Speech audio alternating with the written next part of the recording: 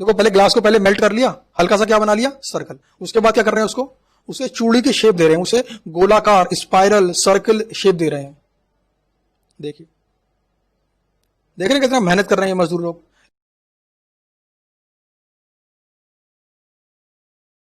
Hello friends, मैं CA Purushottam Agrawal, CA inter, CMA inter, CA final और CMA final में costing subject का faculty.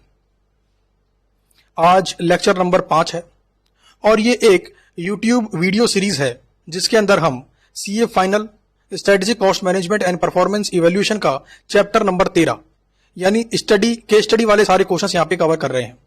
और ये कवर कर रहे हैं हम आईसीआई के स्टडी मैट से। 100% कवरेज, डिटेल्ड एनालिसिस, 1 to 1 बिल्कुल आंसर एग्जाम में कैसे लिखना है, पॉइंट वाइज पॉइंट डिस्कशन। इन वीडियो से आपको यह बात समझ में आ गई होगी कि एग्जाम में क्वेश्चन को पढ़ना कैसे होता है। और टेक्निक का नाम है रिवर्स रीडिंग टेक्निक। पहले क्वेश्चन की रिक्वायरमेंट को पढ़ो, फिर सोचो कि ये किस चैप्टर से है, उसके बाद क्वेश्चन को पढ़ना चालू करो, आंसर आपको अलग से हाईलाइट हो जाएगा। तो ये एक यूट्यूब वीडियो सीरीज है। 4 लेक्चर ऑलरेडी यूट्यूब पे डल चुके हैं। तो अगर ये वीडियो आप पहली बार देख रहे हैं तो आप पहले के 4 लेक्चर भी देख सकते हैं, जहां पर हम 9 केस स्टडी कंप्लीट कर चुके हैं। आज है केस स्टडी नंबर 10। तो स्टडी मैट का पेज नंबर 13.41 निकाल लीजिए। आईसीआई का study mat strategic cost management and performance evaluation, page number है आपका 13.41 और केस स्टडी नंबर है आपका 10। बहुत ही आराम से बातों को समझते हुए प्रैक्टिकली कैसे इंप्लीकेशन होता है इनका, इन बात को जानते हुए हम करते हैं केस स्टडी के सभी क्वेश्चंस को। चलिए सबसे पहले क्वेश्चन की क्या पढ़ेंगे हम, रिक्वायरमेंट। ये हमेशा से रहा है कि पहले हम क्या पढ़ते हैं, क्वेश्चन की रिक्वायरमेंट। तो क्वेश्चन की जो रिक्वायरमेंट है आपकी, नेक्स्ट पेज पे आ जाइए। नेक्स्ट पेज पे page number 13.42 requirement. Explain the requirement to have environmental management accounting. Explain the requirement to have environmental management accounting and identify SBL's environmental prevention appraisal and failure cost। देखो environmental management accounting शब्द से आपको ये बात समझ में आनी चाहिए कि ये जो कॉन्सेप्ट है चैप्टर नंबर 4 से है और चैप्टर नंबर 4 है आपका cost management technique. Requirement number 1 के अंदर आपको 2 बातें बतानी है। पहली बात कि इन्वायरमेंटल मैनेजमेंट अकाउंटिंग की आखिर जरूरत क्यों है, एक्सप्लेन करो क्यों आज की डेट में कंपनी को इन्वायरमेंटल मैनेजमेंट अकाउंटिंग करना जरूरी क्यों है। दूसरी बात जो बतानी है कि जो कॉस्ट ये कंपनी इनकर करती है उस कॉस्ट को 3 कैटेगरी में तोड़ दो, प्रिवेंशन कॉस्ट, अप्रेजल कॉस्ट और फेलियर कॉस्ट। याद करो कॉस्ट ऑफ क्वालिटी कॉन्सेप्ट था ना, prevention cost, appraisal cost, internal failure cost, external failure cost. उसी के बेस पर इन्वायरमेंटल कॉस्ट को भी 4 पार्ट में तोड़ा जाता है। Environmental prevention cost, environmental appraisal cost, environmental internal failure cost और environmental external failure cost. 4 category होते हैं। क्वेश्चन क्या बोलता है, सिर्फ 3 कैटेगरी में डिवाइड करो। तो आप चाहें तो इंटरनल फेलियर कॉस्ट और एक्सटर्नल फेलियर कॉस्ट को एक ही में कंबाइन करके फेलियर कॉस्ट का नाम लिखकर उसमें जो खर्चे ये कंपनी करेगी या कर रही होगी, अभी क्वेश्चन को पढ़ेंगे हम, उसमें कैटेगराइज करना है कि कौन से खर्चे किस कैटेगरी में आते हैं, किस हेडिंग में आते हैं। तो बात समझ में आई। अच्छा पहले बता दूं आपको इन्वायरमेंटल मैनेजमेंट अकाउंटिंग क्यों, जरूरत क्यों है। आंसर मैंने लिख रखा है, आंसर को अच्छे से पढ़ेंगे और कितना लिखना है वो भी आपको समझ में आएगा, कैसे लिखना है वो भी आपको समझ में आएगा और केस स्टडी के क्वेश्चन को सॉल्व करना कितना आसान होता है ये भी आपको बात समझ में आएगी। देखिए आज के जमाने के अंदर इन्वायरमेंट के प्रति ध्यान देना कंपनी की जिम्मेदारी है। इसके पीछे 2 रीजन है। रीजन नंबर 1 कि आजकल लोग अवेयर हो गए हैं, पीपल्स आर अवेयर नाउ। उनको पता है कि कौन सी कंपनी इन्वायरमेंट को कितना नुकसान पहुंचा रही है और आजकल लोग इन्वायरमेंट की बहुत केयर कर रहे हैं। तो ऐसे में अगर किसी कंपनी की मार्केट में बैड रिपुटेशन बन जाए, न्यूज़पेपर के अंदर आर्टिकल आ जाए कि फलाना कंपनी ने इस साल इन्वायरमेंट को इतना पॉल्यूट किया, तो होगा क्या, जो उस सोसाइटी में रहने वाले लोग हैं उस कंपनी के प्रोडक्ट को खरीदना बंद कर सकते हैं। सोचो इन्वायरमेंट पर नुकसान पहुंचाने से कंपनी की नेगेटिव इमेज सोसाइटी के लोगों के मन में बनती है और आजकल ये कल्चर है, मिनट में हाय हाय के नारे लग जाते हैं। तो ऐसे में कंपनी के प्रोडक्ट को लेकर अगर हाय हाय के नारे लग गए तो कंपनी का प्रोडक्ट कोई नहीं खरीदने वाला, कंपनी को नुकसान हो सकता है। ये था रीजन नंबर 1। रीजन नंबर 2 क्या है, इन्वायरमेंटल कॉस्ट बहुत ज्यादा होती है जो कंपनी को इनकर करनी पड़ती है। आपके मन में आ रहा होगा सर इन्वायरमेंटल कॉस्ट मतलब क्या। देखिए एक कंपनी जो प्रोडक्शन करती है ना, तो प्रोडक्शन करने में कुछ वेस्ट निकलता है, कुछ ना कुछ वेस्टेज होता है। अब उस वेस्टेज को डिस्पोज ऑफ करना पड़ेगा, है ना। अगर कोई कंपनी कुछ बनाती है, कुछ वेस्ट निकलता है तो डिस्पोज करना पड़ेगा। अगर केमिकल निकलता है एज ए वेस्ट, उसको डिस्पोज ऑफ करना पड़ेगा, है ना, कहीं जाकर रखना होगा दूर, या गड्ढा खोद के उसमें गाड़ना होगा, तो इसमें खर्चा लगेगा कंपनी का। अगर कोई ऐसा वेस्ट है जिसे गवर्नमेंट ने कहा है गड्ढा खोद के जमीन में गाड़ो, ऊपर मत छोड़ देना, ये इन्वायरमेंट के लिए हार्मफुल है, तो कंपनी क्या करना पड़ेगा, गड्ढा खोदकर उस वेस्ट को उसके नीचे दबाकर ऊपर से मिट्टी को लगाना होगा, मिट्टी से उसे ढकना होगा। ये सब काम करने में कंपनी को खर्चा तो आएगा। आजकल ये खर्चे कंपनी के बढ़ते जा रहे हैं। इन खर्चों को मैनेज करने के लिए इन्वायरमेंटल मैनेजमेंट अकाउंटिंग करना जरूरी है। ये था रीजन नंबर 2। तो ये 2 बातें जो मैंने आपको अभी वर्बली बोल के बताई, इन्हीं बातों को बस आंसर के रूप में लिख देना है। यही है requirement to have environmental management accounting. तो देख रहे हैं आप, जो आपका रिक्वायरमेंट नंबर 1 में जो 2 बातें पूछी गई थी, पहली बात का जवाब तो मैंने ऐसे दे दिया आपको। दूसरी बात क्या बोली इन्होंने कि जो कॉस्ट ये कंपनी इनकर करती है उसे 3 कैटेगरी में बांटो। बताओ कौन सी कॉस्ट प्रिवेंशन में आएगी, कौन सी कॉस्ट अप्रेजल में आएगी और कौन सी कॉस्ट फेलियर कॉस्ट में आएगी। इसके लिए हमें क्वेश्चन पढ़ना पड़ेगा। तो बात हमें समझ में आ गई है। Chapter number 4 cost management technique.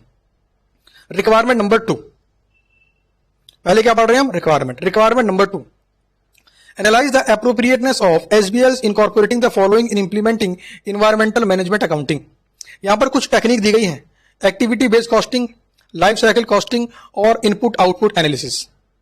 आपने जब ये चैप्टर पढ़ा था तो आपने पढ़ा होगा कि इन्वायरमेंटल कॉस्ट को आइडेंटिफाई करने के लिए 4 टेक्निक है, जिनकी मदद से कंपनी आइडेंटिफाई करती है कि टोटल कॉस्ट में कितना अमाउंट वो है जो इन्वायरमेंटल कॉस्ट है। जब तक हमें यह पता ही नहीं होगा कि इन्वायरमेंटल कॉस्ट हम कितनी इनकर कर रहे हैं, तब तक उसे हम कंट्रोल कैसे करेंगे, उसे मैनेज कैसे करेंगे हम। तो वही बात करनी है यहां पर एप्रोप्रिएटनेस के ऊपर कि कौन सी टेक्निक एप्रोप्रिएट है। अगला पॉइंट है explain the need of non financial consideration in decision making and suggest safety measures that can be taken into consideration for worker.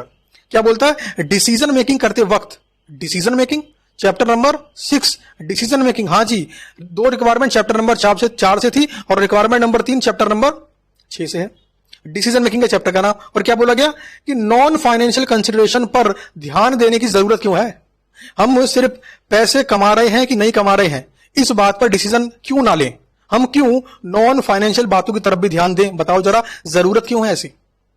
दूसरी बात, suggest safety measures that can be taken into for consideration of workers. Workers को ध्यान में रखते हुए क्या क्या safety measures लेने चाहिए। इस बात से पता लगता है कि कोई ये कंपनी ऐसा काम करती होगी जहां पर वर्कर्स की सेफ्टी को कुछ रिस्क हो सकता है। देखेंगे क्वेश्चन को पढ़ के, अभी क्वेश्चन हमने पढ़ा नहीं है, तो वर्कर की सेफ्टी कुछ रिस्क होगा, तो फिर ये पूछ रहा है हमसे, बताओ हम कैसे उनकी सेफ्टी इंश्योर करें। अगर मान लो एक व्यक्ति बिजली के खंभे पर चढ़कर बिजली के तारों को ठीक करता है तो रिस्क है, उसकी सेफ्टी कैसे इंश्योर करें।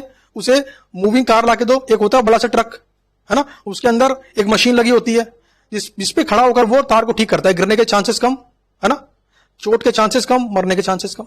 कंपनी को भी कम रिस्क रहता है क्योंकि भाई एम्प्लॉय अगर जॉब करते हुए कुछ हो जाए ना उसको, तो सारा खर्चा कंपनी को बियर करना पड़ता है। तो ये हमने तीनों रिक्वायरमेंट पढ़ ली इसकी। अब आपको बात समझ में आ गई कि 2 चैप्टर से बात है, chapter number 4, chapter number 6, environmental management accounting की बात भी करनी है और डिसीजन मेकिंग की बात भी करनी है। अब पढ़ेंगे जी हम क्वेश्चन, अब पढ़ेंगे हम क्वेश्चन।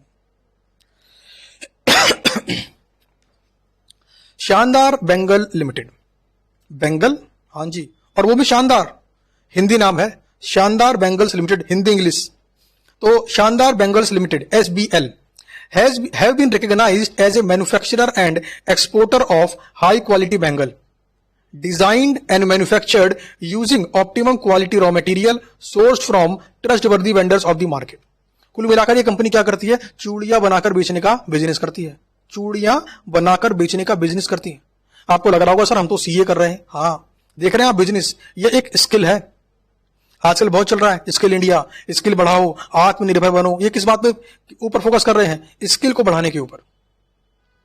हिंदुस्तान में अभी जो एजुकेशन का सिस्टम है, ग्रेजुएशन तक कर लेने के बाद भी बंदा अनएम्प्लॉयड रहता है। रीजन क्या है, उसमें कोई स्किल है ही नहीं, उसे इंग्लिश बोलनी उतनी अच्छी नहीं आती, उसे कस्टमर से बात करनी हिंदी में नहीं आती, उसे अच्छे से एक्सेल में एंट्री करना, एक्सेल में मेंटेन करना नहीं आता, उसको टैली नहीं आता, उसको छोटे मोटे काम नहीं आते। उसे सिर्फ क्या पता है, कुछ बातें जो पहले घट चुकी हैं। मतलब हिस्ट्री को पढ़कर कैसे आप प्रेजेंट में जी सकते हैं जब तक आप 1-to-1 मार्केट से इंफॉर्मेशन को एब्जॉर्ब नहीं करेंगे। यही डिफरेंस है जो सीए बनने के बाद क्रिएट हो जाता है। जब सीए कर रहे हैं ना आप, तो ऑटोमेटिक आप क्या कर रहे हैं, आप मार्केट में जो हो रहा है उसको पढ़ रहे हैं। अब ये सब क्या कर रहे हैं आप, केस स्टडी क्या है, कंपनीज के अंदर, बिजनेस के अंदर आने वाली रियल प्रॉब्लम्स, इनको सॉल्व कर रहे हैं आप। सोचो, पेन पेंसिल लेके सॉल्व करना है, आपको खूब टाइम मिला है, आपको नुकसान भी नहीं होने वाला। बिजनेस तो किसी कंपनी का है, सोचो बैठकर कैसे सॉल्व करेंगे इस प्रॉब्लम को। इससे क्या होगा, आपके अंदर एक स्किल बढ़ेगी, और स्किल कौन सी है? Decision making skill. सही समय पर सही डिसीजन लेना, यह बहुत ही कम लोगों की स्किल होती है। अधिकतर लोग गलत डिसीजन ले लेते हैं। डिसीजन हर बात पे लेना पड़ता है, हर बात पर। कौन सी कंपनी ज्वाइन करें, डिसीजन लेना पड़ेगा। इंडिया में काम करें, इंडिया के बाहर काम करें, डिसीजन लेना पड़ेगा। प्रैक्टिस करें या जॉब करें, डिसीजन लेना पड़ेगा। सीए तो कर लिया है, क्या अब आईएएस की तैयारी करें, सिविल कोर्स की तैयारी करें, डिसीजन लेना पड़ेगा। तो डिसीजन तो हर पहरे पर, हर एक नए स्टेप पर है, हर रोज डिसीजन लेना है। आज खाने में क्या बनना है, डिसीजन लेना पड़ेगा। जो हम खा रहे हैं क्या हमारी हेल्थ के लिए अच्छा है, सोचना पड़ेगा। तो डिसीजन वाली जो स्किल है, इतनी जबरदस्त स्किल है कि अगर आप वो चीज सीख गए तो जिंदगी में कुछ भी कर सकते हैं फिर। और कंपनीज के अंदर ऐसी प्रॉब्लम्स तो आती रहती है। बिजनेस बड़ा डायनेमिक होता है, बड़ा चेंजेबल होता है, बड़े उतार चढ़ाव होते हैं। तो जब भी वो नीचे आए, उतार जब भी आए, है ना, देखो चढ़ाव आएगा तो अच्छी बात है, लेकिन जब भी उतार आए, यानी कंपनी जब भी नीचे जा रही हो, उसको ऊपर ले जाने वाला व्यक्ति क्या है कंपनी के लिए? की पर्सन। तो ऐसे पर्सन कब बनोगे आप? जब इनके स्टडी के क्वेश्चंस को खुद से सॉल्व करने की हैबिट डालोगे। आपको समझ में आनी चाहिए कि ये प्रैक्टिकल क्वेश्चन है, एग्जाम वाला क्वेश्चन नहीं है। तो ये कंपनी क्या करती है? चूड़ियां बनाकर बेचती है। मैन्युफैक्चरिंग प्रोसेस देखिए क्या है इसका। The process of manufacture of glass bangle is highly skilled labour oriented. देख रहे हैं, स्किल्ड वर्ड लगा हुआ है, यानी कि जो लेबर इन बैंगल्स को बनाती है वो क्या है? स्किलफुल, यानी उसके हाथ में ऐसी स्किल है कि बैंगल बना देती है। One comprising of the main operation. सबसे पहला क्या है? Glass melting phase. सबसे पहले शीशा जो होता है ना, ग्लास, उसको पिघलाया जाता है। उसके बाद पैरिसन मेकिंग फेज, और आखिरी में spiral coil forming phase. Spiral बनाए जाते हैं। एक वीडियो में आपको दिखाता हूं, वहां से आपको बात समझ में आएगी।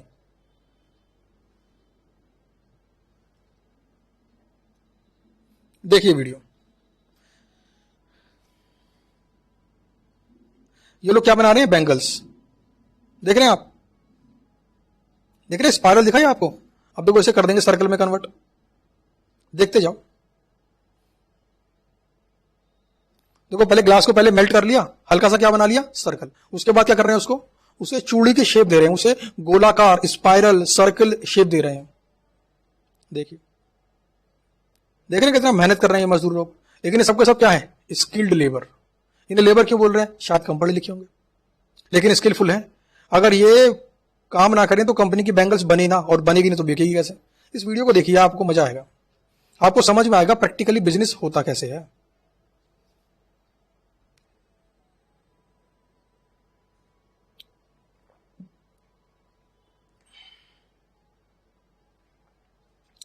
देखा आपने?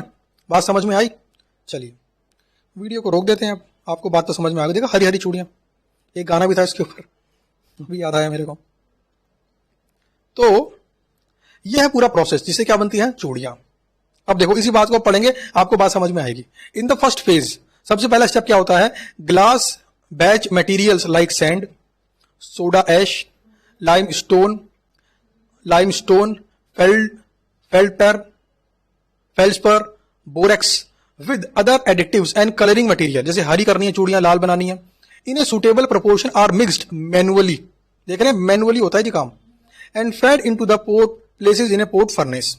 The raw material is melted, देख रहे हैं आप, पिघला दिया जाता है in the furnace eight A temperature of about 1300 to 1400 Celsius to obtain molted glass. तो ये था पहला फेज। दूसरा फेज क्या है? Molted glass is drawn from the port of furnace with the help of iron pipe and formed into gobbled together required quantity of glass for formation into parisons on iron plates. The parisons of different colors are joined together and reheated in an auxiliary furnace to obtain required design. देखो, चूड़ियां अलग अलग प्रकार से बनती हैं, अलग अलग डिजाइन की होती हैं, उनके अंदर अलग अलग खांचे होते हैं, है ना, जिसमें चूड़ियों को गोल करके वो डिजाइन को फिट करते हैं। In the third phase, YouTube पे अगर सर्च मारोगे ना बैंगल मेकिंग प्रोसेस के नाम से, बहुत सारी वीडियो मिलेंगी आपको, एक बार आप जाके देखना। ये वीडियो मैंने वहीं से ली है। The reheated parison is then transfer to belan furnace from which the glass is further drawn into spiral और coil of bangles on the spindle counted and rotated manually at uniform rate of evaluation synchronising with manually at other end of furnace. Spiral are taken out from the spindle and cut with the help of a pencil cutter to separate out the single piece of bangle from the spiral. These cut or unjoined bangles are then sent for joining of end, finishing, cutting, polishing and decoration. The finished product are then neated, packed for sale. तो कुल मिलाकर आपको पूरे का पूरा process बता दिया जो कि मैंने वीडियो में आपको दिखाया था. अब पढ़ते हैं हेडिंग रखी इन्वायरमेंटल इंपैक्ट, यानी कुछ इन्वायरमेंट पर इस बैंगल बनाने वाले प्रोसेस से इंपैक्ट पड़ता है, उसके बारे में बात करेंगे. क्या बोलता है? बट अनफॉर्चुनेटली, दुर्भाग्यवश, these processes have environmental impact at all stages of process including emission of airborne pollution. pollution करते हैं जी, इसमें एशेस निकलती है, गैसेस निकलती हैं, नॉइस होता है, वाइब्रेशन होती है. अब भाई जब चूड़ियां बनेंगी,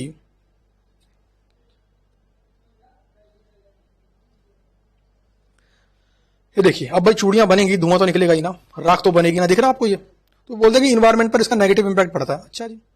कंडीशंस ऑफ वर्क प्लेस की बात करते हैं. जहां पर ये लोग बैठकर चूड़ियां बना रहे थे वहां पर कुछ कंडीशंस खराब है. याद करो, रिक्वायरमेंट नंबर 3 पूछा गया था. वर्कर्स के बारे में सेफ्टी मेजर्स क्या लें? Due to limitation of maintaining appropriate temperature for melting and moulding of glass, furnace are kept burning. Therefore workers have to work with such working conditions continuously without proper leisure time. जो आग जल रही है ना, उसे बंद नहीं कर सकते वरना टेम्परेचर कम हो जाएगा. और टेम्परेचर मेंटेन करना कितना? 1300 टू 1400 सेल्सियस. तो वैसे में क्या, उसे लगातार काम करना पड़ रहा है, चेहरे पे पसीना भी आ रहा है और वो आराम भी नहीं कर सकता, थक भी गया है. The above mentioned factors become more harmful while working in immense heat and sound which is normally higher than permissible level. Government ने हर किसी का एक रूल डिसाइड कर रखा है कि साउंड होगी तो इतनी होगी. जैसे कभी कभी रात के टाइम कुछ लोग जगराता करते हैं, तो 12 बजे के बाद, 1 बजे के बाद होता है ना, उसे आके बोलते हैं कि भाई या तो आवाज कम कर लो या फिर इसे आप बंद कर दो. क्यों? एक लिमिटेशन है जो गवर्नमेंट डाल रखी है कि भाई इतने बजे के बाद इससे ऊपर साउंड परमिशेबल नहीं है, इसकी परमिशन नहीं दी गई है. अब देखो हेल्थ पर क्या इंपैक्ट पड़ता है. Health impact. A recent study has revealed adverse impact of pollution over workers and people who are living in nearby area. मतलब कि वर्कर्स पर तो नेगेटिव इंपैक्ट पड़ेगा ही पड़ेगा, इन्वायरमेंट पर तो इंपैक्ट पड़ेगा ही पड़ेगा, साथ में जो लोग आसपास के गांव में या आसपास के इलाके में रहते हैं उन पर भी इसका नेगेटिव इंपैक्ट पड़ता है. Management initiatives. मैनेजमेंट ने कुछ काम किए हैं भाई साहब, पढ़ते हैं जरा. The management of companies worried about environmental impact and health impact and has taken certain initiative in taking care of environment. कुछ काम करें, कुछ डर है इनके मन में. पहला काम क्या किया इन्होंने? Batch house cyclonic dust collector. इन्होंने क्या ले लिया? डस्ट कलेक्टर, जो मिट्टी कलेक्ट कर लेगा. नॉइज एब्जॉर्बिंग डिवाइस, साउंड कम कर देगा. Natural gas fired furnace, better refractory material, training for waste minimisation, treatment of solid waste, research and development activities aimed at reducing pollution level, planting trees, treatment of nitrogen oxide and other harmful gases. कुल मिलाकर यहां पर इन्होंने बहुत सारे काम किए हैं. पढ़ो जरा, बहुत सारे काम. तो इन कामों को करने में खर्चा तो आया ही होगा ना. इन्हीं खर्चों को आइडेंटिफाई करना है इन 3 कैटेगरी में. कौन कौन सी है? Prevention, appraisal and failure cost के अंदर. Management desires to adopt environmental management accounting as a part of strategic decision making process. अच्छा मुझे ये बताओ, ये क्यों मैनेजमेंट इन्वायरमेंटल मैनेजमेंट अकाउंटिंग को अडॉप्ट करना चाहता है? वही 2 रीजन. पहला रीजन, लोगों की अवेयरनेस बढ़ रही है, कल को हाय हाय के नारे लगा देंगे, इनसे बेंगल खरीदना कम कर देंगे, नुकसान हो जाएगा. दूसरी क्या है? इनकी खुद की कॉस्ट. इनको तो पता होना चाहिए ना कि जो कॉस्ट हम इनकर कर रहे हैं इन्वायरमेंट को सेफगार्ड करने के लिए, वो कॉस्ट कहीं ज्यादा तो नहीं है, और अगर वो कॉस्ट ज्यादा है उसे कम करने की कोशिश करो. चलिए अब इसका आंसर देख लेते हैं. तो ये रहा जी solution to question number 10. Solution to question number 10. जो बातें मैंने आपको बताई थी वो यहां पे लिखी हुई है. देखो, इन्वायरमेंटल मैनेजमेंट अकाउंटिंग से पता पड़ गया, चैप्टर नंबर 4 से है, कॉस्ट मैनेजमेंट टेक्निक वाले चैप्टर से ये क्वेश्चन है. रिक्वायरमेंट नंबर 1 क्या थी? Explain the requirement to have environmental management accounting. जरूरत क्यों है? तो वो बात मैंने जो आपको वर्बली बताई वो यहां पे लिख दी. देखिए, कुछ कंपनियां इन्वायरमेंट के ऊपर नेगेटिव इंपैक्ट डालती हैं, उनको अपने कुछ वेस्ट कभी कभी डिस्पोज ऑफ करने पड़ते हैं. जैसे यहां पर धुआं निकल रहा था, राख बच रही थी यहां पर, है ना, तो पॉल्यूशन हो रहा था. तो 2 मेन रीजन है. पहला रीजन क्या है? सोसाइटी बहुत ज्यादा अवेयर हो गई इन्वायरमेंट के बारे में, कल को वो हाय हाय के नारे ना लगा दे, हमारे प्रोडक्ट को बायकॉट ना कर दे. तो ये एक रीजन है जिस वजह से कंपनी को इन्वायरमेंटल मैनेजमेंट अकाउंटिंग अडॉप्ट कर लेना चाहिए. एक एग्जांपल दिया है कार्बन फुटप्रिंट. आजकल लोग इसके बारे में काफी ज्यादा अवेयर हो गए हैं, और ये बेसिकली क्या है? Green house gas emission caused directly indirectly bye an entity. तो आजकल हो क्या गया है कि लोगों की इतनी अवेयरनेस बढ़ गई है, जमाना इतना ऑनलाइन और फास्ट हो गया है कि किसी भी कंपनी ने अगर इन्वायरमेंट को नुकसान पहुंचाया तो तुरंत उसके बारे में सोशल मीडिया पर, यूट्यूब पर पता पड़ जाएगा. और हो सकता है ऐसे में कोई ऑर्गेनाइजेशन जो इन्वायरमेंट की सेफ्टी के लिए काम करता हो, इनके प्रति कोई, इनके खिलाफ कोई कोर्ट में केस डाल दे, कोई FIR कुछ कर दे. दूसरा रीजन है ह्यूज इन्वायरमेंटल कॉस्ट. भाई अगर खर्चा इनका बहुत ज्यादा हो रहा है इन्वायरमेंट को सेफ गार्ड करने के लिए, तो उसको मैनेज करने के लिए भी इनको इन्वायरमेंटल मैनेजमेंट अकाउंटिंग को अडॉप्ट करना पड़ेगा। उसको अडॉप्ट करने के बाद ये लोग जान पाएंगे कि कौन सा खर्चा कितना है, हमें कितना कम करना है। उसके बाद है आइडेंटिफिकेशन ऑफ कॉस्ट। मैंने बना था कि मैनेजमेंट के इनिशिएटिव लिए बहुत सारे मैनेजमेंट ने।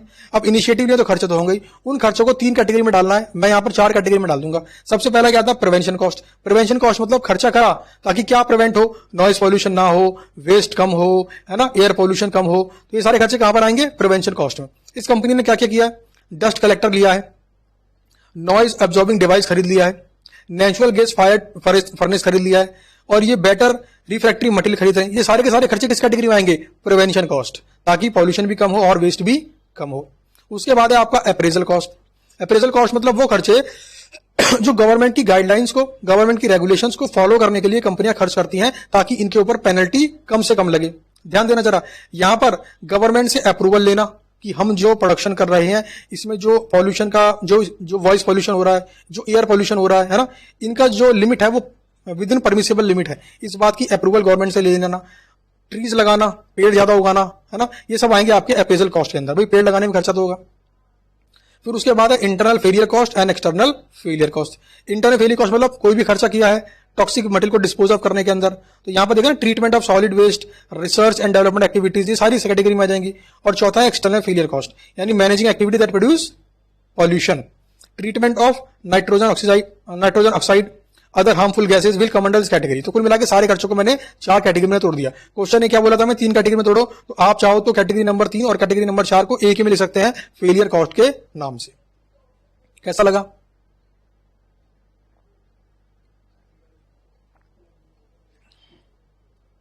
Requirement number 2।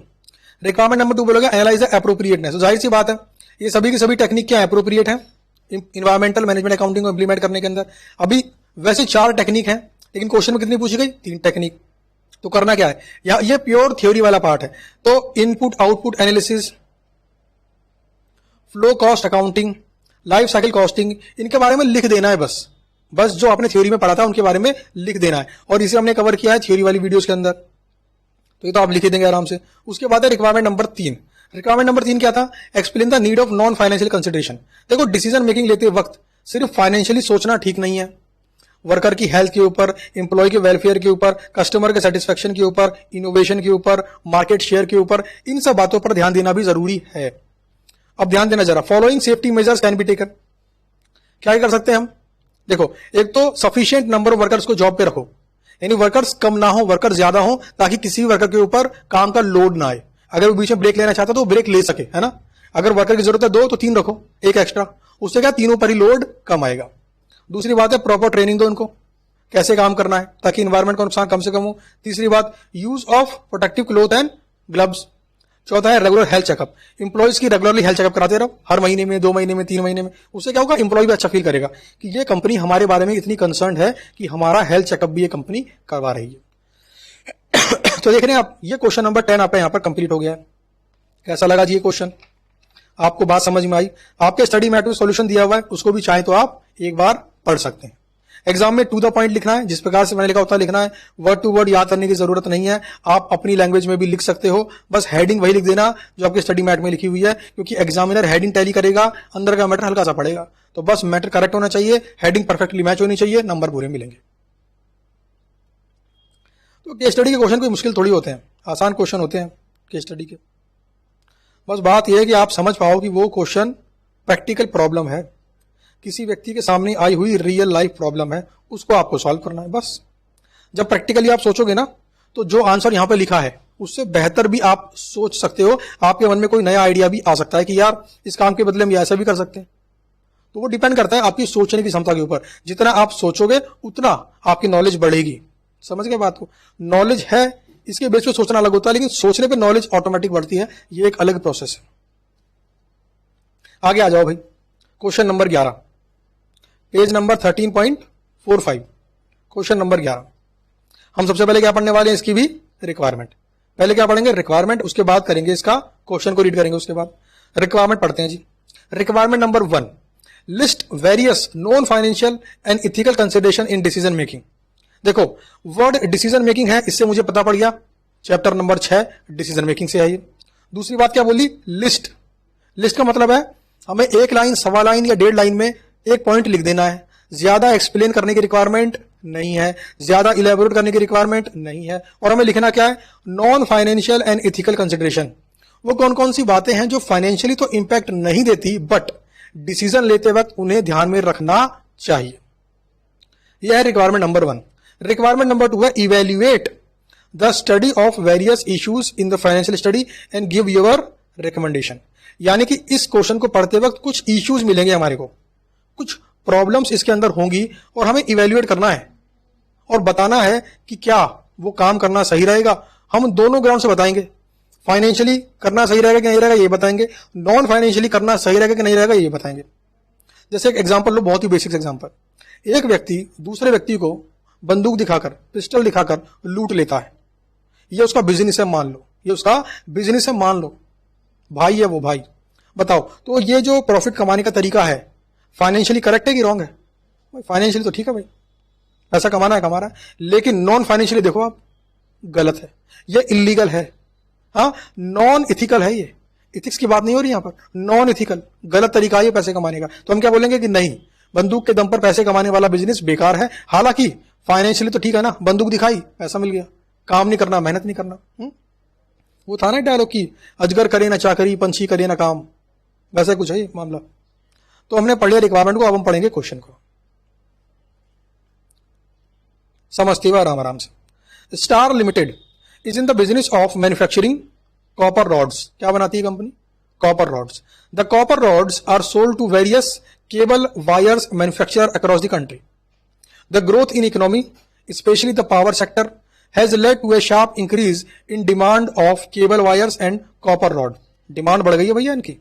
The company is considering an opportunity to set up its own copper wire manufacturing plant and gain a share of cables wire market. देख रहे हैं आप, ये कॉपर वायर खुद से बनाने की फैक्ट्री लगाना चाहते हैं। यानी इसी के बारे में बात करेंगे फिर ये कि भाई फाइनेंशियल लगाना ठीक है कि नहीं है, नॉन फाइनेंशियली कैसा है। A detailed study was carried out to understand the market of cable wires, market growth, competitive landscape, financial feasibility. ध्यान देना जरा, जब एक बिजनेस करने की बात की जाती है ना, तो बिजनेस करने से पहले कॉम्पिटिटर को स्टडी करना, मार्केट में कितनी ग्रोथ प्रोस्पेक्ट है, कहीं ऐसा ना हो आप ऐसी मार्केट के अंदर माल बेचना चालू कर दो जहां पे ग्रोथ के चांसेस है ही नहीं, तो बड़ा ही मुश्किल काम हो जाएगा। तो ये सब काम ना पहले कर लेने चाहिए, कितना पैसा लगेगा, कितना रिटर्न आएगा, मटेरियल कहाँ से मिलेगा, कहाँ से लेबर मिलेगी, कैसे काम चलेगा, कहाँ बिकेगा, किस प्राइस पर बिकेगा, कितना प्रॉफिट है इसके अंदर, है ना, जो कॉम्पिटिटर है उनका कितना मार्केट शेयर है। The chairman has asked director of finance to review financial feasibility study and highlight concern if any. तो करना क्या है, रिव्यू करना है और चिंताएं बतानी है, क्या क्या दिक्कत इसमें आ सकती है उसको बताना है। The following paragraphs contain summarised information of financial study carried out. कुछ बातें बताई गई भाई साहब, पढ़ते हैं जरा। The project of setting up a new cable wire manufacturing plant is expected to yield net present value of 200 crore considering a project life of 20 years. जो काम ये खोलने जा रहे हैं ये मानते हैं कि 20 साल तक वो काम धमाका चलेगा और 20 साल में ये 200 करोड़ कमाएंगे, और ये 200 करोड़ प्रेजेंट वैल्यू में है, यानी अगले 20 साल में जो ये कमाएंगे उसकी प्रेजेंट वैल्यू है ये। The initial cost of setting up the plant is 500 crore. 500 crore लगाकर 200 करोड़ कमा लिए, यानी कि 500 करोड़ लगाए 700 करोड़ आ गए, 200 करोड़ का फायदा, which is readily available with the company. Company के पास पैसे की कोई दिक्कत नहीं है भैया। The project would yield an IRR internal rate of return of 17.5%, which is higher than IRR of other plant under operation. तो पहला पॉइंट जरा पढ़ के क्या लगता है बताओ। अगर आप बता सकते हो तो वीडियो को यहीं पहले पॉज करो, नीचे कमेंट करो, बताओ क्या फाइनेंशियली कंपनी को उस प्लांट को लगाना चाहिए? जवाब है हाँ। देखो लगाने के लिए पैसे भी हैं, रिटर्न कितना मिल रहा है? 17.5%। सोचो 17.5% का मुनाफा, और क्या चाहिए? सेविंग बैंक मिलता है 4%, FD में 6%, गवर्नमेंट बॉन्ड में 9%, डेट फंड में 8-9%, है ना। स्टॉक मार्केट में लोग कहते हैं 15%, और यहां पर 17.5%। तो कुल मिलाकर सबसे हाई रिटर्न यहां पे मिल रहा है आपको। तो फाइनेंशियली तो बोलेंगे भैया इस काम को कर लो, छोड़ो मत। The plant would employ 70% of labour on contractual basis. 70% labour सिर्फ हम कॉन्ट्रैक्चुअल बेसिस पर रखेंगे, मतलब उनको परमानेंट इंप्लॉय का दर्जा नहीं देंगे, वो सब क्या है? Temporary worker. These labours would mostly comprise immigrants from neighbouring country. The feasibility study has assumed that immigrants labor would be paid 15% less wages than paid to other worker. ये तो कुछ दिक्कत वाली बात लग रही है। देखो फाइनेंशियली तो अच्छी बात है, अगर हम कम वेज रेट पर लेबर को एम्प्लॉय करके उनसे काम करवा पाए तो फाइनेंशियली तो अच्छी बात है, लेकिन अगर नॉन फाइनेंशियली सोचो तो बुरी बात है। उनको 15% सैलरी कम दे रहे हैं, बाकी लोगों को अगर 100 रुपए मिल रहे हैं तो उनको मिल रहे हैं 85 रुपए। सोचो उनके मन पर इसका क्या प्रभाव पड़ेगा। क्या उनको ऐसा नहीं लगेगा कि कंपनी हमसे दो बात करती है? क्या उनको ऐसा नहीं लगेगा कि कंपनी हमारे बारे में नहीं सोच रही है? क्या आपको ऐसा लगता है कि उनके ऐसे सोचने से कंपनी की प्रोडक्टिविटी में फर्क पड़ेगा, कंपनी के आउटपुट पर फर्क पड़ेगा? हाँ जी। अगर एक एम्प्लॉय डिससेटिस्फाइड है तो कंपनी के आउटपुट पर, कंपनी की प्रॉफिटेबिलिटी पर, कंपनी की एफिशिएंसी पर, इफेक्टिवनेस पर फर्क पड़ता है।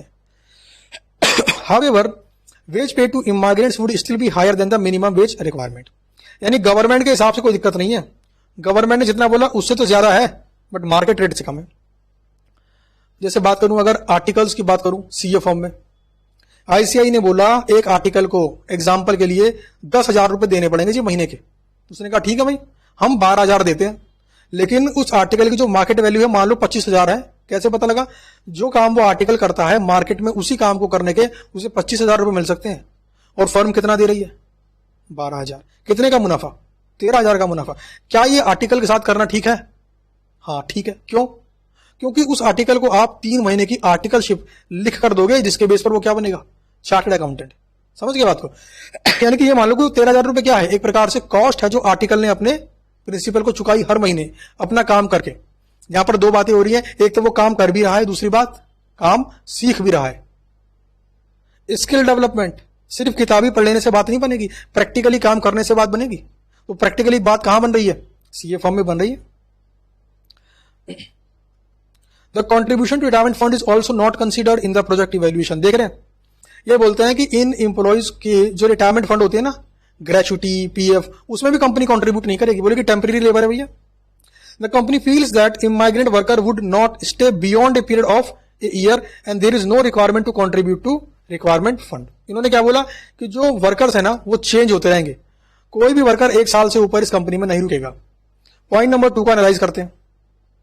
फाइनेंशियली तो अच्छी बातें हैं, कंपनी के ऊपर कोई बर्डन नहीं, पीएफ में कंट्रीब्यूट करो, कंपनी को सस्ते दाम पर लेबर मिल रही है।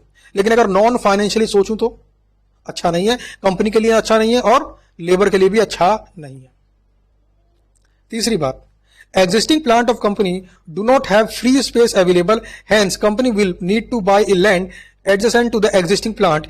A part of proposed land to be acquired falls under forest reserve area where no commercial activity is allowed. The company officials are in liaison with government officials to get the land parcel approved. A certain amount of value of land would be paid to certain government official through a consultant, and this cost is not a part of project evaluation report.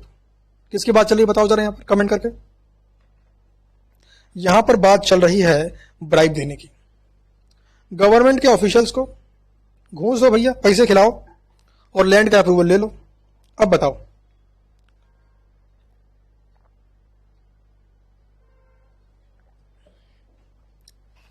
Financially तो अच्छी बात है, हमारी पहले वाली factory के बगल में बन जाएगी ये फैक्ट्री, हमारे लिए बड़ा अच्छा रहेगा, ट्रांसपोर्टेशन कॉस्ट बचेगी हमारे को, है ना, और उसको मैनेज करना भी आसान रहेगा। लेकिन अगर सोचें इथिकली और नॉन फाइनेंशियली तो हम उसे क्या दे रहे हैं? उसे हम ब्राइब दे रहे हैं, रिश्वत। रिश्वत देने का ठीक है, ये तो इलीगल है। तो नॉन फाइनेंशियली क्या बोलेंगे? ये काम मत करो। The new plant would also produce certain chemically harmful waste which would be disposed of in a nearby river after treatment. The company, however, does not have any technology to treat the waste fully. A new treatment plant would cost about 100 crore. देख रहे हैं, वही जो question कहता है ना इसके पहले वाला, कुछ उससे आ गया। क्या बोला कि जो काम ये कंपनी करेगी उसे करने के बाद कुछ वेस्ट निकलेगा और उस वेस्ट को ये नदी में बहा देंगे। यानी उस वेस्ट को नदी में बहाकर क्या कर रहे हैं? ये पॉल्यूशन, पानी को पॉल्यूट कर रहे हैं भाई साहब। अब इसने क्या बोला कि अगर एक नया प्लांट खरीदें, एक नई मशीन खरीदें जो इस वेस्ट को ट्रीट कर दे, यानी इस वेस्ट को ठीक कर दे, कितना खर्चा आ रहा है?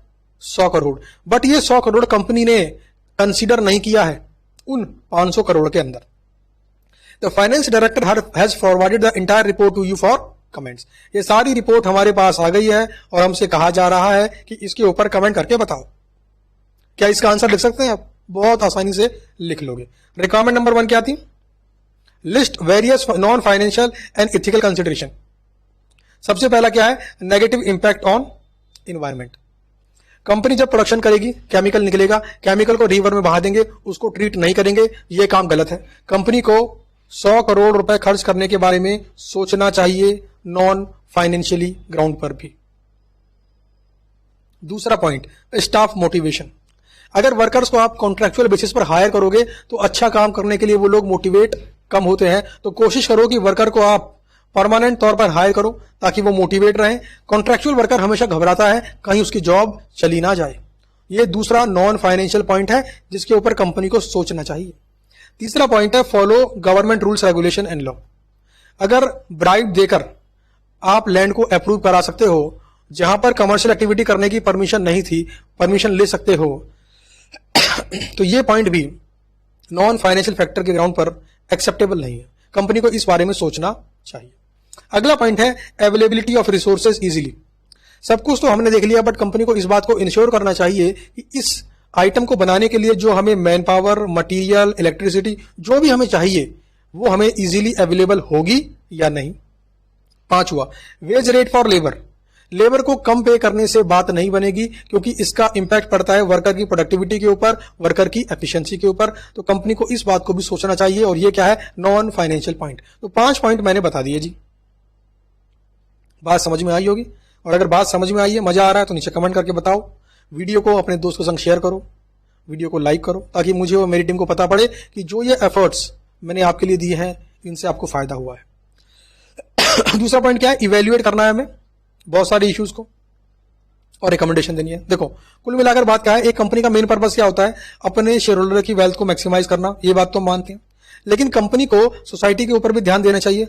सोसाइटी में कौन कौन आते हैं, सब कोई आता है, इंप्लॉइज भी आते हैं, लोग भी आते हैं, शेयर होल्डर भी आते हैं, सब कोई आते हैं, उन सबके बारे में ध्यान देना चाहिए। तो कंपनी को नॉन फाइनेंशियली भी सोचना चाहिए, फाइनेंशियली भी सोचना चाहिए। अब दे रहे हैं हम रिकमेंडेशन। अगर हम फाइनेंशियल ग्राउंड के ऊपर बात करें तो हम क्या बोलेंगे, company must implement the new plant. लेकिन अगर हम इथिकल और नॉन फाइनेंशियल ग्राउंड के ऊपर बात करें तो हम क्या बोलेंगे, company should not implement the new plant. क्यों? एक तो क्या करेगी, पॉल्यूशन, दूसरा ब्राइब देनी पड़ेगी इसको। तो अगर हम नॉन इथिकल पॉइंट पे बोले तो कंपनी को ये प्लांट नहीं लगाना चाहिए, और अगर हम फाइनेंशियली बोले तो लगा लो, पैसा तो आ ही रहा है। तो क्वेश्चन नंबर 11 आपका यहां पर हो गया है जी कंप्लीट। इसके बाद आ जाओ पेज नंबर 13.49,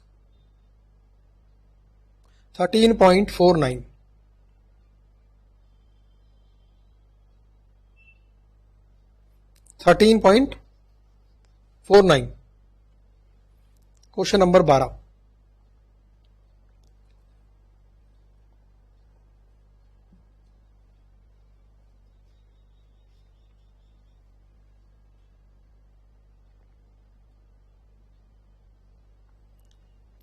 कैसा लग रहा है आपको, ये बात समझ में आ रही है? सबसे पहले क्या पढ़ेंगे, रिक्वायरमेंट, और इसके अंदर है 3 रिक्वायरमेंट। पढ़ते हैं भाई रिक्वायरमेंट पढ़ते हैं जी। बोला you are the advisor to board. ठीक है, हम बोर्ड के एडवाइजर हैं, बोर्ड को हम सलाह मशवरा देंगे। The board seeks your advice on the following aspect. Requirement number 1, state advantage and disadvantage of using financial measure as a performance measure. Financial measure यानी फाइनेंशियली इवेल्युएट करना परफॉर्मेंस को, ये करने के एडवांटेज क्या है और डिसएडवांटेज क्या है। तो जरा सोच के बताओ कि फाइनेंशियल मेजरमेंट की बात किस चैप्टर में थी। तो आपको याद आएगा chapter number 8, performance measurement and evaluation. दूसरी requirement, advise an alternative performance measure which include non financial measure as well. ये अब यहां से कंफर्म हो गया, chapter number 8, performance measurement and evaluation. यहां पर क्या बोला गया, बताओ जरा कोई कौन सा वाला मॉडल लगेगा यहां पर जो फाइनेंशियल भी हो और नॉन फाइनेंशियल भी हो। तो ध्यान करो, बैलेंस स्कोर कार्ड वो फाइनेंशियल पर्सपेक्टिव पर भी बात करता है और नॉन फाइनेंशियल पर भी करता है बात, customer perspective, learning growth perspective. आया याद? थर्ड है, identify 2 critical success factor and 2 key performance indicator for performance measure chosen in 2। यानी कि बैलेंस स्कोर कार्ड के अंदर जो 4 पर्सपेक्टिव हैं, हर पर्सपेक्टिव के लेवल पर 2 बताओ क्रिटिकल सक्सेस फैक्टर और 2 बताओ की परफॉर्मेंस इंडिकेटर। हमें कैसे पता पड़े कि कंपनी फाइनेंशियल पर्सपेक्टिव पर ग्रो कर रही है? हमें कैसे पता पड़े कि कंपनी कस्टमर पर्सपेक्टिव पर ग्रो कर रही है, लर्निंग ग्रोथ पर्सपेक्टिव पर ग्रो कर रही है? हर किसी के 2 क्रिटिकल सक्सेस फैक्टर और 2 की परफॉर्मेंस इंडिकेटर बताओ।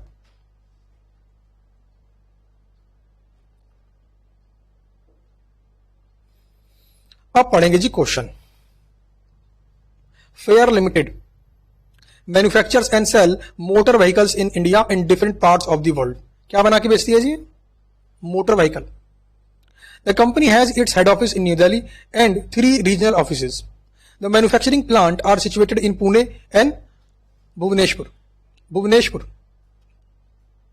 The company has over 10,000 employees who are paid a fixed salary and PRP, basically bonus, performance related pay. The PRP is determined using financial performance as a measure. किसी भी department ने कितना ज्यादा कमा के दिया company को, उसके बेस पे क्या मिलता है उसको? Bonus. The performance of a department which are profit center is based on revenue and profit, and the profit of the department generate the performance of cost center is based on cost saving. जाहिर सी बात है, अगर department profit centre है तो कितना profit कमा के दिया इस बात पर करेंगे इवेल्युएट। अगर डिपार्टमेंट कॉस्ट सेंटर है तो कितनी कॉस्ट में बचत की इस बात पे करेंगे इवेल्युएट। बिल्कुल सही बात है। Of let the company has identified critical issues with motor vehicles manufactured and sold in the market. कुछ दिक्कतें आई हैं, पढ़ते हैं जरा। In the last 1 year itself the company has recalled more than 2 lakh vehicle owing to quality issue like faulty gearbox, issue with axle, braking system. ओहो, पिछले 1 साल में 2 लाख से ज्यादा व्हीकल इसलिए लौट कर आ गए कि उनमें एक दिक्कत थी, गियर बॉक्स खराब था, ब्रेकिंग सिस्टम खराब था। The company was also penalise for selling vehicles which does not meet emission norms. Emission norms के अंदर बेसिकली क्या है कि जो आपकी मोटर व्हीकल होती है, जो आपकी कार होती है, वहां पर इंजन नंबर, चेसिस नंबर ये क्लियरली दिखना चाहिए इंजन के ऊपर। अगर वैसा नहीं है तो इमिशन नॉर्म्स को फॉलो नहीं कर रहे हैं। The board of directors carried an internal review of these frequent recalls and issues with vehicle. In most of the cases, it appeared that recall of vehicles was on account of lower quality of material and parts used. अच्छा, गलती कहां पे निकली? घटिया material इस्तेमाल कर रहे हैं। A couple of critical quality and emission checks were ignored to dispatch more vehicles in a limited time, leading to higher sales and profit. तुरंत भेजो, कस्टमर मांग रहा है तो इन्होंने क्या करा? चेक ही नहीं करा कि हमने इमिशन नॉर्म्स को पूरा किया है, पॉल्यूशन ज्यादा तो नहीं हो रहा। The board is concern with reputational risk with the issue related with recalls. अगर किसी कंपनी की गाड़ी कस्टमर वापस लेकर आ गया और बोल रहा है इसमें ब्रेक काम नहीं करता, गियर बॉक्स बेकार है, तो इससे कंपनी की रिपुटेशन पर फर्क पड़ता है, कंपनी की फ्यूचर सेल पर फर्क पड़ता है। The company was consumers most trusted brand for last 3 years in a row. It is unlikely to win the award this year due to negative feedback from customer. The board wants to win the trust of customer back and be profitable as well. धक्का लगा है image को जल्दबाजी के चक्कर में। Case study number 12, financial performance की बात करना, नॉन फाइनेंशियल परफॉर्मेंस की बात करना, मेजर्स की बात करना, इंडिकेट करता है बैलेंस स्कोर कार्ड के प्रति। और balance score card chapter number 8 performance measurement and evaluation वाले चैप्टर में है। देखो, इमिशन टेस्ट का मतलब क्या होता है? Engine number, chassis number must be cleaned for easy reading. Engine के ऊपर लिखा होता है number. The vehicle should be free from water leakage with the engine in a good condition. इसको बोलते हैं इमिशन टेस्ट। तो इस कंपनी ने क्या करा? फटाफट माल बेचने के चक्कर में चेक में किए नहीं, बस माल बेच दिया। Requirement number 1, advantage and disadvantage of using financial measure as a performance measure. यानी सिर्फ और सिर्फ इस बात को इवेल्युएट करो कितना पैसा कमाया, कितना पैसा बचाया, इसके एडवांटेज और डिसएडवांटेज क्या है। यानी कि नॉन फाइनेंशियल पैरामीटर्स को नजरअंदाज कर दो, सिर्फ फाइनेंशियल पैरामीटर के बेस पर किसी की परफॉर्मेंस को इवेल्युएट करो, इसके फायदे और नुकसान क्या है। बड़ा ही बेसिक क्वेश्चन है। फायदे क्या है? फायदा नंबर 1, कंपनी का ऑब्जेक्टिव होता है शेयर होल्डर की वेल्थ को मैक्सिमाइज करना, शेयर प्राइस को बढ़ाना, प्रॉफिट को बढ़ाना। तो इससे हम उसको अचीव करने में फोकस कर सकते हैं। अगर प्रॉफिट कम है साफ दिखेगा, प्रॉफिट बढ़ा हुआ है साफ दिखेगा। दूसरा पॉइंट, क्वांटिफिकेशन पॉसिबल है। 1 लाख का प्रॉफिट कमाना है या 1 लाख करोड़ का प्रॉफिट कमाना है, आप इस बात को तय कर सकते हैं। कंपैरिजन पॉसिबल है। आपकी कंपनी ने कितना कमाया, आपकी कॉम्पिटिंग कंपनी ने कितना कमाया, आपस में कंपेयर करो। अगला है डिसएडवांटेज, वो सब क्या थे? एडवांटेज। ये क्या है? डिसएडवांटेज। अगर सिर्फ और सिर्फ कितना कमाया कितना कमाया कितना कमाया इस बात पर ध्यान देते रहोगे तो हो सकता है कि लॉन्ग टर्म सस्टेनेबल ग्रोथ को मिस कर जाओ। आप एडवर्टीजमेंट पर खर्चा करो ही ना, आपको लगे प्रॉफिट कम हो जाएगा, जबकि एडवर्टीजमेंट आपकी फ्यूचर ग्रोथ के लिए जरूरी था। दूसरा पॉइंट, इग्नोर इन्फ्लेशन। इन्फ्लेशन मतलब महंगाई। हर साल लगभग 4 से 6% इन्फ्लेशन होता है और कंपनी की ग्रोथ अगर 5% है तो कोई अच्छा मजा नहीं आ रहा। जितनी महंगाई बढ़ रही है उतनी आपकी सेल बढ़ रही है, क्या फायदा? ज्यादा बढ़े तो फायदा है ना। वो एक गाना सुना होगा आपने, एक मूवी में था कि सखी सैया तो खूब ही कमाते हैं, महंगाई डायन खाए जाते हैं। तो ये वही है, ये इतना ही कमा रहे जितना महंगाई खा जाती है।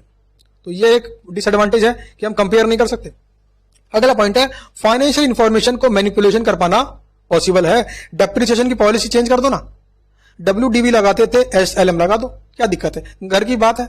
कोई प्रोविजन बना दो, कोई प्रोविजन बिगाड़ दो, घर की बात है।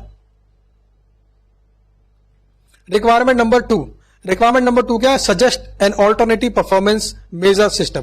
तो ध्यान देना, आंसर है बैलेंस स्कोर कार्ड। यहां पर फाइनेंशियली बात भी की जाती है, नॉन फाइनेंशियली बात भी की जाती है। स्कोर कार्ड क्या है? एक प्रकार की मार्कशीट जहां पर मार्क्स लिखे हैं 100 में से इतने, 100 में से इतने, 100 में से इतने। तो बैलेंस स्कोर कार्ड सभी बातें करता है, फाइनेंशियली भी नॉन फाइनेंशियली भी। देखो ये है फाइनेंशियल पर्सपेक्टिव और बाकी 3 क्या है? Non financial perspective. तो दोनों की बात कर दी इसने, फाइनेंशियल की भी और नॉन फाइनेंशियल की भी। फाइनेंशियल क्या है? हम शेयर होल्डर को कैसे दिखते हैं, मतलब हम कितना अट्रैक्टिव हैं उन शेयर होल्डर के लिए। क्या नए नए शेयर होल्डर हमारी कंपनी में शेयर खरीदना चाहते हैं? क्या नए नए लोग हमारी कंपनी का शेयर खरीदेंगे अगर हम IPO निकालें? तो ये क्या है? Financial perspective. अगर हाँ वो खरीदना चाहते हैं, इसका मतलब है कि हम फाइनेंशियली स्ट्रांग हैं, हम अच्छा प्रॉफिट कमा के दे रहे हैं, लोग हमारी कंपनी में इन्वेस्ट करके अपना प्रॉफिट कमाना चाहते हैं। दूसरा पॉइंट है कस्टमर पर्सपेक्टिव। हम कस्टमर को कैसे दिखते हैं? कस्टमर जब हमारे प्रोडक्ट के बारे में सोचता है तो उसके मन में क्या इमेज आती है कि प्रोडक्ट में दम है। अगर ऐसी इमेज आती है तो कंपनी में दम है। अगर कस्टमर सेटिस्फाइड तो सेल होगी, सेल होगी तो प्रॉफिट आएगा, प्रॉफिट आएगा तो एम्प्लॉय की सैलरी बढ़ेगी, एम्प्लॉय सेटिस्फाइड, शेयर होल्डर को रिटर्न मिलेगा, शेयर होल्डर सेटिस्फाइड, गवर्नमेंट को टैक्स मिलेगा, गवर्नमेंट सेटिस्फाइड, है ना। मैनेजमेंट को मिलेगी सैलरी, मैनेजमेंट सेटिस्फाइड। अगला पॉइंट है इंटरनल बिजनेस पर्सपेक्टिव। ऐसा कौन सा काम है जिस पर हम अपने आप को परफेक्ट कर सकते हैं? हर किसी में खूबी होती है, इस प्रकार से हर कंपनी में भी एक खूबी होती है। तो हर कंपनी को अपनी खूबी पहचाननी पड़ेगी कि वो कौन सी बात है जो हम में बाकी कंपनी से अलग है, वो कौन सी स्किल है। तो उस स्किल के ऊपर डेवलपमेंट करते जाना, उसको इंप्रूव करते जाना ही क्या है? Internal business perspective point. अगला पॉइंट है learning and growth. Her bar innovate करना, नई चीजें क्रिएट करना, कस्टमर को वैल्यू फॉर मनी दे देना। कस्टमर ने अगर इस पेन को खरीदने के 100 रुपए दिए हैं और इस पेन से काम करते वक्त उसको मजा आ गया और उसको लगा कि यार इस पेन की वर्थ है 100 रुपए की, ये मुझे चुभा नहीं कि मैंने महंगा पेन खरीद लिया, तो समझ जाना ये पेन बहुत बिकेंगे और कंपनी अच्छा मुनाफा कमाएगी। रिक्वायरमेंट नंबर 3, आइडेंटिफाई करने हैं 2 क्रिटिकल सक्सेस फैक्टर और 2 की परफॉर्मेंस इंडिकेटर। कैसे पता पड़े कंपनी ग्रो कर रही है कि नहीं कर रही है? सबसे पहला फाइनेंशियल पर्सपेक्टिव। तो critical success factor, key performance indicator, critical success factor, key performance indicator, critical success factor, key performance indicator, critical success factor, key performance indicator. Customer perspective, internal business perspective, learning growth perspective. Financially company grow कर रही है कैसे पता पड़ेगा? अगर cell बढ़ जाए, profit बढ़ जाए। सेल बढ़ जाए कैसे पता पड़ेगा? परसेंटेज निकालो, रिवेन्यू ग्रोथ। प्रॉफिट बढ़ गया, निकालो net profit ratio. Customer satisfied कैसे पता पड़ेगा? अगर वो रिटर्न नहीं कर रहा, अगर हमारा मार्केट शेयर बढ़ रहा है तो समझ जाओ कस्टमर सेटिस्फाइड है। ये कैसे पता पड़ेगा? चेक करो, अगर जो व्हीकल्स हैं पिछले साल के मुकाबले कितने बेचे आपने as compare to your competitor, और कितने व्हीकल्स वापस आ गए due to problem in that, check करो।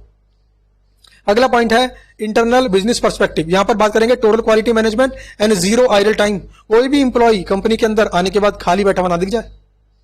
दूसरी बात, हर एस्पेक्ट में क्वालिटी हो। चेक करो कितना डिफेक्टिव प्रोडक्शन करते हैं वो, कार कितनी बेकार बनाते हैं। अगर कम बना डिफेक्टिव प्रोडक्शन अच्छी बात है, ज्यादा बना तो बुरी बात है।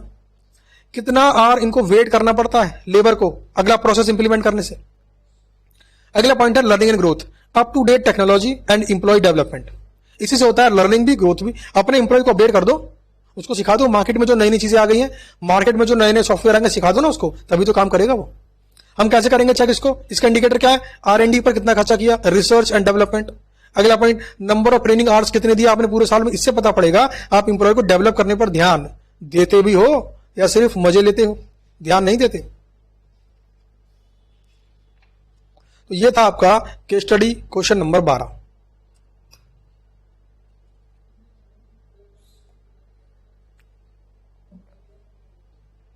चलिए भाई, अगला केस स्टडी क्वेश्चन आपका पेज नंबर 13.53, 13.53। स्टडी मैट में आपको आंसर दिए हुए हैं, आप चाहें तो एक बार गो थ्रू कर सकते हैं, आपकी इच्छा है, रिक्वायरमेंट तो नहीं है। Question number 13, page number 13.53। सबसे पहले क्या पढ़ेंगे, इसकी रिक्वायरमेंट। रिक्वायरमेंट जरा देखिए कितनी रिक्वायरमेंट है इसकी। इसकी तो एक ही रिक्वायरमेंट है जी, पढ़ते हैं जरा। Advise the partners how building block model at grab and go could be implemented. Building block model खुद ही क्वेश्चन ने बोल दिया। Chapter number 8, performance measurement and evaluation. हमें बताना क्या है, किस प्रकार से बिल्डिंग ब्लॉक मॉडल को कंपनी इंप्लीमेंट कर सकती है। किस प्रकार से बिल्डिंग ब्लॉक मॉडल को इंप्लीमेंट कंपनी कर सकती है। अब पढ़ते हैं जी दिया हुआ question. Grab and Go is a fast food joint operating in a very competitive business environment. It is a profitable business with very good prospect for growth. ये क्या है, फास्ट फूड कंपनी है, शायद बर्गर, पिज्जा, चाउमीन ये सब बेचते होंगे। A strategy development meeting is underway to check out a plan to improve business growth in a very systematic, measurable manner. यानी उन्होंने कोई मीटिंग करी है भाई साहब, धंधे को ये बढ़ाना चाहते हैं। The following information is given to you. Grab and गो, नाम देखो, ग्रैब एंड गो मतलब छीनो और खा लो, कुल मिलाकर बात यही है। यानी कंपनी का नाम बड़ा अट्रैक्टिव है। ये नाम है रेस्टोरेंट का, grab and go. Has the following mission statement, derive strength to grow in a scale using our passion for the craft of cooking and service that will satisfy our customer, employees, other stakeholder। कुल मिलाकर दो बातों पर focus कर रही है, अच्छा बनाओ, अच्छा बनाओ, कस्टमर को अच्छा खिलाओ। दूसरी बात, अपने सभी स्टेक होल्डर को सेटिस्फाई रखो, चाहे वो कस्टमर हो, चाहे वो इंप्लॉय हो, चाहे वो शेयर होल्डर हो, कोई भी हो। Grab and go is a closely held partnership firm with 5 partner. 5 लोगों ने मिलकर यह रेस्टोरेंट खोला है। It started at a scale of operation that cater to local demand within locality. Reputation for good quality food and service has help it scale up its operation in recent year. Most of the key decision relating to operation like decision about the menu, its method of preparation, product pricing, finance, marketing, administration are centralized. Skilled chefs, managers for various functions and firms partner are part of this core team. कुल मिलाकर बात यह है, सभी प्रकार के decision कि क्या बनाना है, कैसे बनेगा, किस दाम पर बेचेंगे, मार्केटिंग कैसे करनी है, कस्टमर कहाँ बैठेगा और हमारा स्टाफ कहाँ बैठेगा, सर्व कैसे करेंगे, बर्तन कहाँ रखे होंगे, फ्रिज कहाँ रखा होगा, एड कहाँ लगा होगा, मेन्यू कहाँ रखा होगा, ये सारी बातें सेंट्रलाइज तय की जाती है। और एक अच्छी बात बोली है, यानी कि इसके खाने के आइटम में दम है, रेपुटेशन है इसकी मार्केट के अंदर, लोग इसके यहां बना फास्ट फूड खाने आते हैं। इसका जो मिशन स्टेटमेंट था उसमें 2 बातें कही गई थी। पहली बात, अच्छा खाना बनाकर कस्टमर को खिलाना है, वो बात यहां से पता लग गई, वो काम तो ये अच्छे से कर रहे हैं। दूसरी बात क्या थी, सभी को सेटिस्फाई रखो, चाहे कस्टमर हो, चाहे इंप्लॉय हो, चाहे शेयर होल्डर हो, कोई भी हो। आगे बढ़ते हैं। A general survey published in a food trade magazine highlighted people's perception about fast food diet. Predominant opinion was that current food platter available in food joint across the town was not healthy option. धीरे धीरे customer अपनी health के प्रति जागरूक होता जा रहा है और एक मैगजीन के अंदर इस बात को हाईलाइट किया गया कि फास्ट फूड को लोग हेल्दी फूड नहीं मानते हैं और ये बड़ी चिंता का विषय है। ये कंपनी क्या बनाती है, सॉरी ये फर्म क्या बनाती है, फास्ट फूड बनाकर बेचती है। और अगर लोग फास्ट फूड खाएंगे ही नहीं तो प्रॉफिट कैसे होगा। अच्छा, वो क्यों नहीं खा रहे, उनको डर है कि हेल्दी फूड नहीं है। तो यानी कि ये कंपनी कुछ अगर ऐसा करे कि फास्ट फूड भी रह जाए और हेल्दी भी हो जाए तो बन गई बात। इसी को बोलते हैं इनोवेशन। मार्केट में आई नई डिमांड को समझो और उसे अपनी बिजनेस प्रोसेस में इंटीग्रेट कर दो, प्रॉफिट हो जाएगा। People want healthier choices in the menu when they dine out. At the same time, they do not want to compromise on taste or presentation of the food item. The other focal point for improvement was the order taking system. साफ कर दिया, customer चाहता क्या है, customer चाहता है healthy भी हो खाने मजा भी आ जाए, टेस्टी हो जी। दूसरा इंप्रूवमेंट की बात कहां पे हो रही है? दूसरा इंप्रूवमेंट है order taking system. Order taking मतलब कस्टमर रेस्टोरेंट में आया, उसके पास एक व्यक्ति गया, एक वेटर गया, सर ये मेन्यू लीजिए, आइटम देख लीजिए, आप फिर ऑर्डर कर देना। देखते हैं क्या सिस्टम है यहाँ पर। In most food chain the current system is manual, while order taking staff note down a customer's order on a paper and send it to the kitchen and then delivers the order on intimation from kitchen, which is also done manually by kitchen staff. The system has problem like errors in taking down order. Most time delivery staff are unaware of the content in an item and availability, delay in delivery leading to customer complaining about food served cold. This problem takes away the pleasure of dining out and leaving customer dissatisfied. Another scope, अच्छा पहले यहां पर बात कर लेते हैं। Problem number 2 क्या है? ऑर्डर लेने का पूरा सिस्टम मैनुअल है।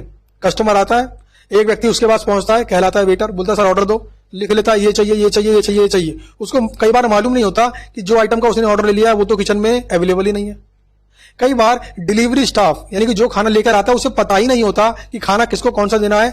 इस चक्कर में खाना ठंडा पहुंचता है और कस्टमर ने पैसे दिए गर्मा गर्म, खाना खाए ठंडा, क्या फायदा? कस्टमर क्या हो रहा है इससे? डिससेटिस्फाइड। यानी यहां पर इंप्रूवमेंट का स्कोप है। तीसरी problem, another scope for improvement is that customer want more pay option other than cash to cater their bill. With the advent of plastic money and mobile e-wallet payment, carrying cash around has become cumbersome for most of the them. तीसरी improvement क्या है? Payment कैसे होती है अभी? Cash से। Customer क्या बोल रहा है? अरे भैया अब तो पेटीएम आ गया, गूगल पे आ गया, हाँ बहुत सारे वॉलेट आ गए, अब तो मेरे को वो वाले ऑप्शन भी दो, मेरे को उससे पेमेंट करना है, पैसा मेरे पेटीएम वॉलेट में है, अगर बैंक में ट्रांसफर करूंगा तो पेटीएम वाला 5% चार्ज लगा देगा, इसलिए वॉलेट से ले लो ना। तो यहां पर भी इंप्रूवमेंट का स्कोप है। एक इंप्रूवमेंट स्कोप यहां पर था कि मतलब फास्ट फूड भी रहे, हेल्दी भी हो। आगे पढ़ते हैं। The partners have decided to use this as an opportunity to develop grab and go as a niche food joint addressing the customer's concern while managing to remain profitable, and consecutively grab and go plans to expand by providing more choices along with regular menu. देखो अब इन्होंने क्या क्या किया, इन्होंने decide किया कि customer को ये बहुत सारी चॉइसेस और देंगे हेल्दी ऑप्शन वाली, to health conscious customer, and also revamping its ordering, delivering and payment system would improve customer experience.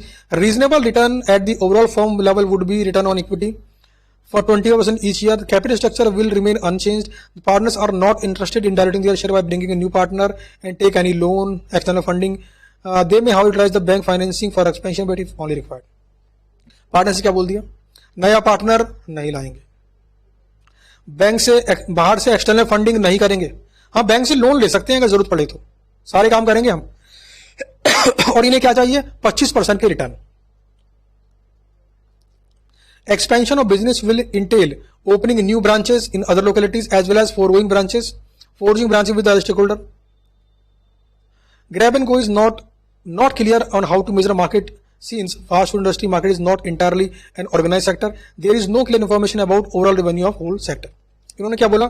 Company firm expand करना चाहती है, नए नए आउटलेट, नई नई फ्रेंचाइजी खोलना चाहती है, लेकिन इनको एक बात समझ नहीं आ रही कैसे निकालें मार्केट शेयर, कि इनका कितना मार्केट शेयर है और टोटल कितना मार्केट शेयर है। क्यों? क्योंकि फूड सेक्टर जो है बड़ा अनऑर्गेनाइज्ड है।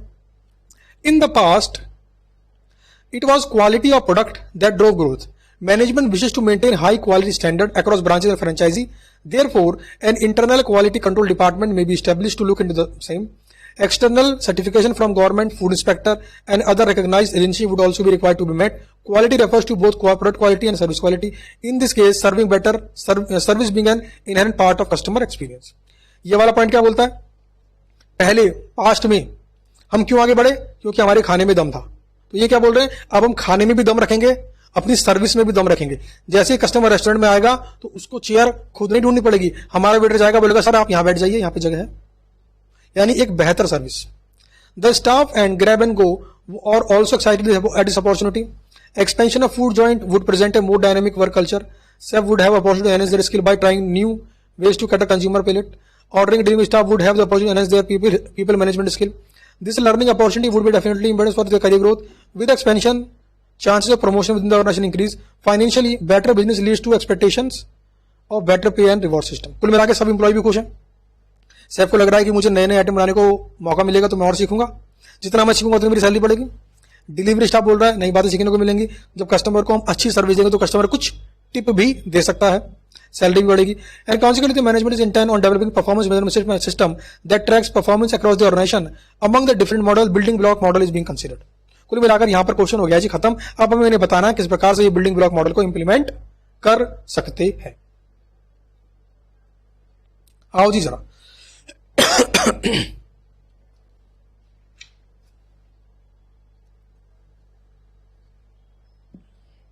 आपके स्टडी मैट के अंदर तो बहुत लंबा आंसर दिया हुआ, चाहे तो एक बार आप पढ़ सकते हैं, आपकी मर्जी है, लेकिन एग्जाम में इतना लंबा आंसर लिखने की कोई रिक्वायरमेंट नहीं है। टू द पॉइंट लिखना है। बिल्डिंग ब्लॉक मॉडल से पता पड़ेगा chapter number 8 performance measurement and evaluation.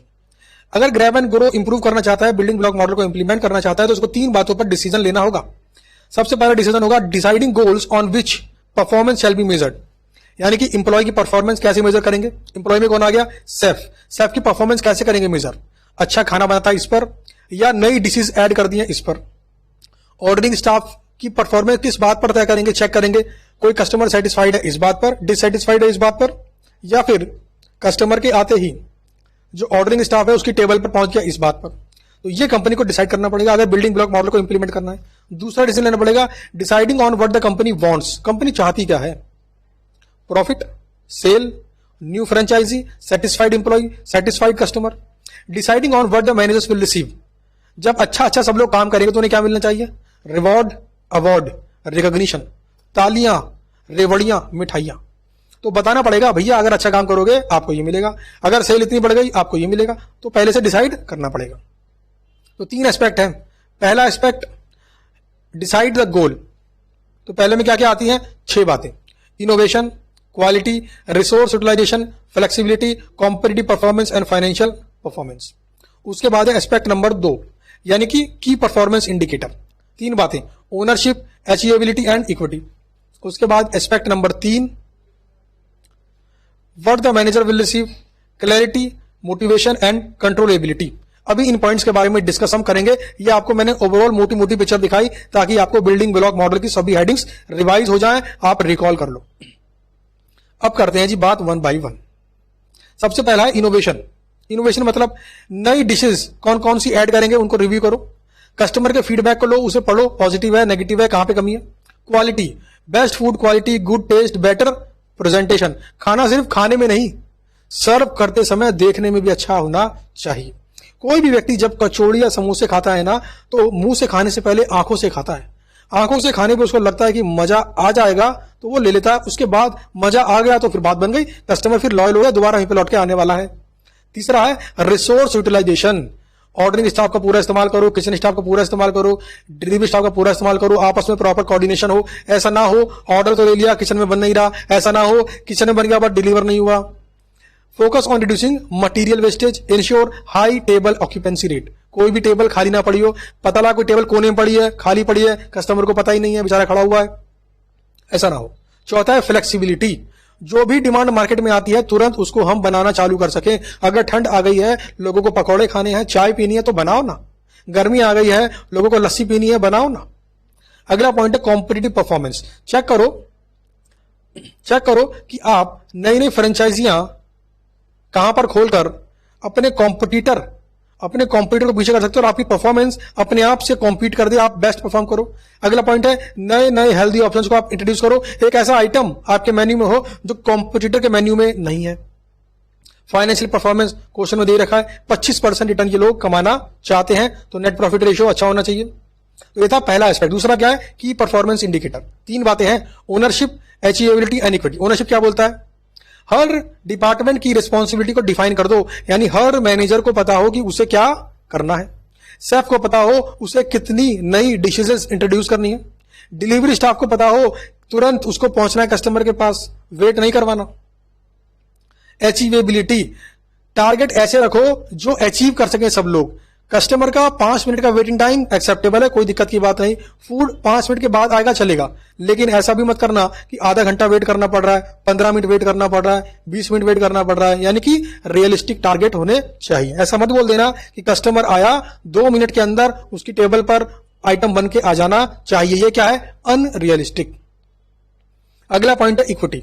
जो भी टारगेट आप दो वो चैलेंजेबल होने चाहिए, चैलेंजिंग होने चाहिए, ताकि स्टाफ को काम करने में मजा आए। ऐसे टारगेट मत रख देना स्टाफ को लगे अरे ये तो अचीव हो ही जाएगा, ऐसे टारगेट मत रख देना। अगला एस्पेक्ट है थर्ड एस्पेक्ट, मैनेजर को क्या मिलेगा इस बात पर क्लैरिटी होनी चाहिए। उसकी परफॉर्मेंस को कैसे जज करेंगे इस बात पर क्लैरिटी होनी चाहिए। मान लीजिए पूरे साल में आपकी सेल हुई कम, प्रॉफिट हुआ कम, लेकिन अगर शेफ ने नंबर ऑफ न्यू डिशेज बनाई है, मेन्यू में नए नए आइटम ऐड किए हैं, उसको बोनस मिलना ही चाहिए, भले ही आपका प्रॉफिट कम हो, क्योंकि उसने तो अपना काम किया है ना। अगला पॉइंट है मोटिवेशन। रिवॉर्ड इतना हो कि इंप्लॉय मोटिवेट हो जाए, यानी कि रिवॉर्ड मोटिवेटिंग होना चाहिए, रिवॉर्ड कम नहीं होना चाहिए। अगला है कंट्रोलेबिलिटी। रिवॉर्ड सिर्फ और सिर्फ फाइनेंशियल ना होकर नॉन फाइनेंशियल पैरामीटर पर भी बेस्ड होना चाहिए। तो ये बात थी हमारी कंट्रोलेबिलिटी पॉइंट की। तो कुल मिलाकर ये केस स्टडी का क्वेश्चन भी यहां पर आपका हो गया है कंप्लीट। तो कैसा लगा आपको, मजा आया क्या? केस स्टडी नंबर 13 यहां पर हो चुका है। अब इसके अंदर बचे हैं बस 6 केस स्टडी क्वेश्चन। इस चैप्टर में टोटल 19 केस स्टडी के क्वेश्चन है और टाइम भी लगभग हो चला है। उम्मीद करता हूं आपको ये वीडियो पसंद आई होगी, आपको समझ में आया होगा प्रैक्टिकली बिजनेस में प्रॉब्लम्स कैसी आती हैं, उन्हें कैसे सॉल्व किया जाता है, कैसे कौन सा मॉडल इंप्लीमेंट किया जाता है।